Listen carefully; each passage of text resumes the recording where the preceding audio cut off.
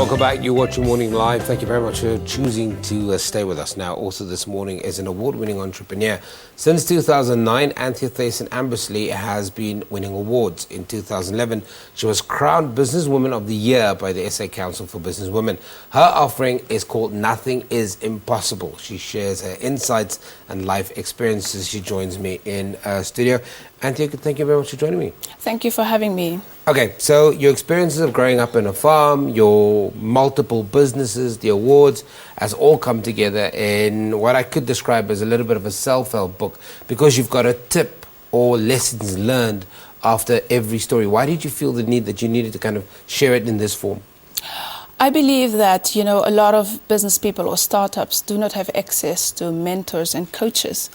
And for me, it was just the right thing to do, to share my knowledge and my experience to startup entrepreneurs or to people who want to get into business, because the struggle was not easy, but it was worth it. And it was my way of giving back. Talk about mentorship. There is a big focus. There's a shift from understanding the role that mentorship plays. I mean, if you could find a mentor, you're okay. Now people understand the value of having a mentor, somebody with that experience to pass it on. How important is mentorship now? It's very important. It's crucial, because if you do not receive guidance from a person that is experienced, you stand a chance to really battle, because you have to work into something, burn your fingers and bounce back from there.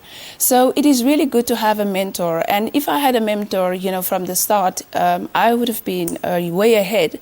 But that's how you learn. Entrepreneurship is all about being in school every day, every minute, every hour, and you need to learn from your mistakes. Define entrepreneurship for me, because I think that we are, maybe the line is drawn in the sand, that there are people that have created businesses, but they're not necessarily entrepreneurs. In my own way, I will describe entrepreneurship, because entrepreneurship for me is basically a person who have an idea and have passion for it. And they turn this idea into a business which can create a profit. That to me is entrepreneurship. Entrepreneurship is about making money. Most people talk about their business for the love and the passion of it, and they are broke. I personally believe they are not business people, they are survivalists. But entrepreneurs is people who have a vision, a plan, an implementation program, and they run with it. Because cash is king.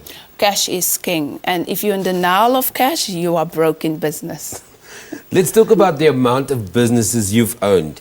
You've been in the fleeting service. You've been in the recycling business. You've been in the outsourcing business. You've been in the catering business. Which one of those businesses are still around, and why are they still around? Anansi Heights, the corporate guest house in Centurion, is still operating. Anansi Consulting, which specializes in HIV and AIDS and tuberculosis, and we focus mostly on the SADC countries, and we are mostly working with donors. So the health consulting is still in operation. And I am in training, so I do a lot of workshops, especially for women who start up businesses, because that is my passion, and because I'm a young mother, and I realize that the challenges for women is really, really big, and I want to make an impact there. So I focus on the 3 businesses now, and my idea is to expand in June into the global world, so I would like to go and invest in properties in Europe. You talk about being fit for business in the book as well. One of the aspects being fit for business, and this is what I learned from someone else, that you don't have to be financially fit in order to run a business. You've got to be physically fit too. You've got to eat right. You've got to, and that's one of the aspects we don't really talk about in business. You talk about going into hospital for 20-odd days, 30-odd days, and that has a profound impact on your business if you're the nexus on which everything turns around. Yes, unfortunately, you know what, a lot of entrepreneurs or business people have to pay a fair share of their health. And it was really a big lesson for me to learn that you need to look after your health first. And you need to be able to be mentally really strong. And therefore, exercise is important, and to listen to your body, because we get so caught up in our businesses, in our challenges, in our problems, and we forget about our health. And if you don't have health, you do not have anything, you know. So yes, that was a hefty price tag that I had to pay for my health too. But it was the best lesson, you know, because now I'm focused. I can integrate business and my health. And yes, in life, you know what, you have to learn from your mistakes. And I want to live. I have reason to live. And therefore, now it's my first priority to look after my health.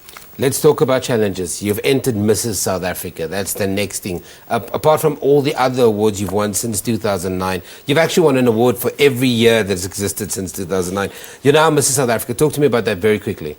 Mrs. South Africa is really a pageant for married woman. So it's sophisticated, beautiful, and a married woman.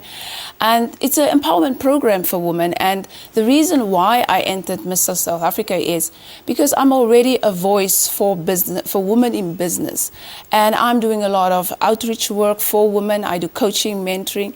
And I personally believe that Mrs. South Africa platform will just accelerate me to the next level, to have a bigger audience, you know, for me to reach out to people.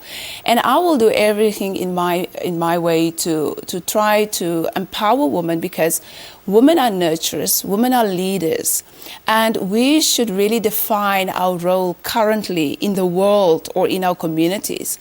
And I would like to be the voice for women, because I come from humble beginnings, as you said. And all I want to say to women is, nothing is impossible. I'm possible, they are possible. And all we can do is we can learn from each other, we can take hands, and we can really move forward. How do the public support you on your Mrs. South Africa campaign? Very quickly. This is quite new to me. So from business into a pageant. So yes, you know, people have to go into our Mrs. South Africa website, Facebook page. They have to go to my picture and they will have to click on it. And obviously, you know what, we will be published in local newspapers. So, you know, the public can just look out in the newspapers and go to the Mrs. South Africa Facebook page and support me from there, because I really think that, you know what, I am a strong woman and I will be able to lead a South African woman and global woman. Okay. Anthea Thyssen-Ambursley. She's got a book out called Nothing is Impossible. You can get hold of her and get a copy of this book. Where can they get a copy of this book, by the way? I am self-publishing, so they can contact me on info@anansibiz.co.za, and I will be able to get a copy to them anywhere. Okay, we'll just Google the details. She's in the studio with us talking about Nothing is Impossible. Okay, we're taking our break. Don't get away.